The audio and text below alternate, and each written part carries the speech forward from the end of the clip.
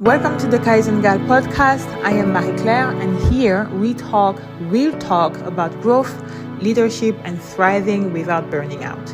In each episode, I dive into stories, strategies, and mind shifts that help ambitious individuals to take steps towards their vision for their life, myself included. Think of this as your weekly dose of clarity and courage to navigate career, business, and life. Let's get into it. We are now catching up with the year 2023. One very important piece of information that I didn't mention is that at the end of 2022, I changed jobs. I quit my job and I moved to a new job. And the new job I was supposed to start upon my return from Gabon after having spent a wonderful holiday season with my family. And that's where shit hit the fan. If I had to recap 2023, I can honestly say that there were 3 phases to that year. The first phase was when I started a new job, and I would call it losing a sense of self, trying to grab onto something. The second part is burning out, because I did burn out. The third phase, I would call it coming back to self, rediscovering after everything that happened who I was, discovering the new person that I had become after having gone through a burnout. So let's roll back. I started a job in January when I came back from Gabon. The job really, how can I say that nicely? Everything that they told me in the recruiting process was a lie. I was struggling with it the first few days and weeks in the job. I was struggling with the job. I didn't have any expectations of what the job was going to be outside of what they told me it was going to be. The reality being so different, I questioned myself, because my thing is looking back first, thinking, okay, did I misunderstand? Did I assume something that was not true? Was I not prepared? Do I have the skills to actually do the job? And then I think it was 6 weeks or 7 weeks into the job, I actually talked to someone in the team who took part in my recruiting process. And I asked them, I told them how I was feeling with the job. Was it normal? And I kid you not, that person looked me dead in the eye and told me that they understand exactly what I'm going through, because they went through the exact same thing when they started the job that I was in. And that's why they were actually moving out of the job into a new position at the same company. I look at that person and I said, so during the interview process, when I was asking you questions about what do you like about the job? Why are you leaving the job? What would you change? What is your day? You blatantly lied. And he said yes. That was the first moment where I felt something break within myself, because I understand the recruiters, the hiring managers hiding details or brushing off things, but blatantly presenting a different job than what the job actually is, for me, that was a shock on many different levels. So I struggle. I continue to struggle. I was struggling less because I am a high achiever. So when I have a challenge in front of me, my thing is I am going to overcome that challenge. I pushed myself past my limit. And then at some point, I could not function anymore. I went to my doctor and I said, can you prescribe me vitamins or something? Because I am tired all the time. Even when I eat well, sleep well, I still wake up tired. I have to take a nap every single day. Every single day after work, my brain is fried. I cannot speak. I cannot think. I literally lay down on my couch and I stare at the ceiling until I fall asleep. I have an hour to 2-hour nap. Then I'm able to function for the rest of the evening. She was like, okay. And then she asked me more questions and she was like, no, you need a rest. You need to go on leave, blah, blah, blah. Long story short, I was like, no, I'm fine.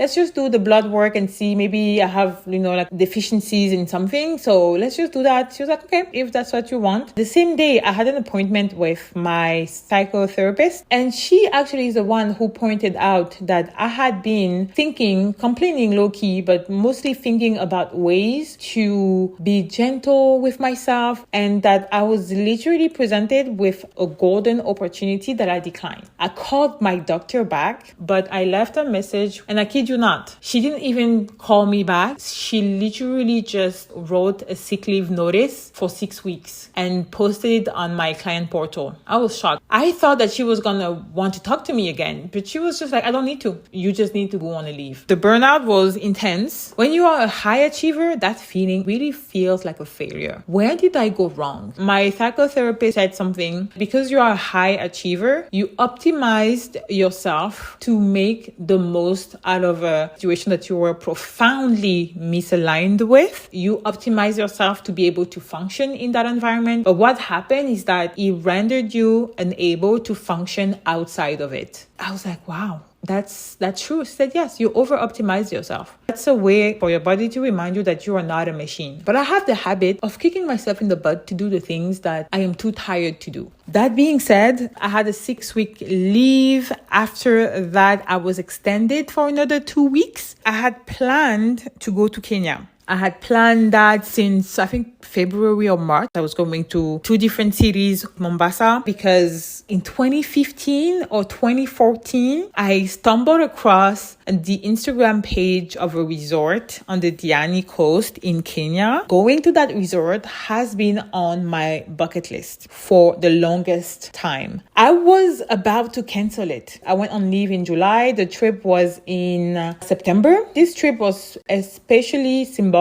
for me because I wanted to not be in Montreal for the anniversary of my mom's passing. The fact that I could celebrate her life by fulfilling one of my own dreams, I don't know, it brought something to my soul. I specifically believe for parents, you go through different level of grief. You grow. You don't just go, you grow through different level of grief because there are so many firsts that I would never have with my mother. And those are additional level of grief that you go through. Actually was about to cancel the trip. Why?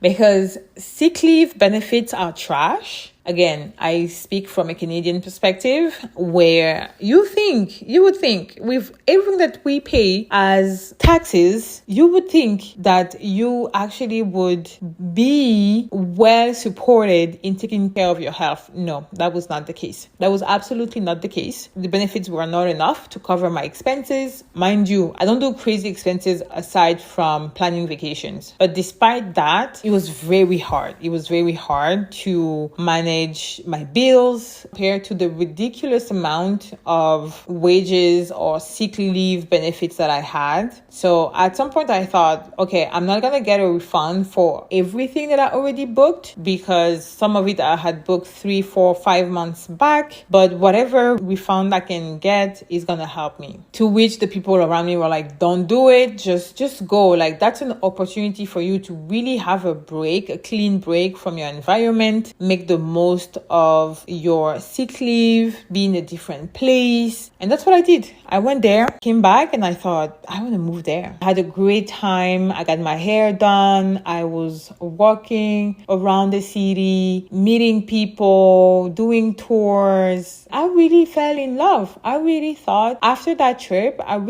this is where I would move. If I leave Montreal, I am moving to Kenya. That's what I thought. Yeah, I loved it. Going to Kenya started the third phase of my year, which was coming back to self, grasping with the new person that I had become, because burning out opened my eyes to the human experience. I don't know how to explain that. Like, I'm not a pro, I'm not a psychologist or anything, but it profoundly changed how I view performance, productivity, ambition. I have a more integrated view of how they impact each other, and balance and nuance have entered my vocabulary where before I was completely oblivious to that. That's kind of the summary. Oh yeah, at the end of 2023, I also went to San Francisco to visit a friend of mine. Every time I go to her place, I always come back so rested. Like, she has stresses like everybody, and she has kids too, and she's married, so she has different sources of stress. But her house, for me, every time I go there, it really puts me at ease throughout the trip. There was no better way, I would say, to kind of close the year, even though I went in November. I had one period of time when I was in Kenya by myself to just think and reflect and journal. I had time when I was in Montreal to